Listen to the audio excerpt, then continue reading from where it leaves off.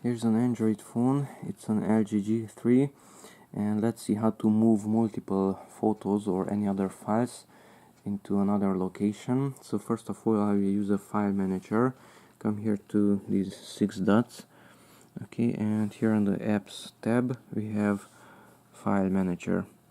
So open file manager,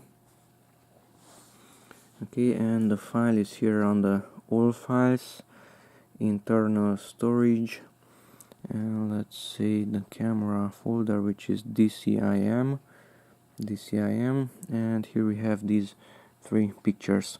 Okay, to move them I will use this tool. The down pointing arrow is on it. Okay, that's the move tool, so tap on that one. Move is mentioned here in the corner. Okay, so select the pictures that you want. If you have just a few, then you can select them and the selection is done there on the left side. Or if you have many, you can use select all, okay, and unselect the ones that you don't want.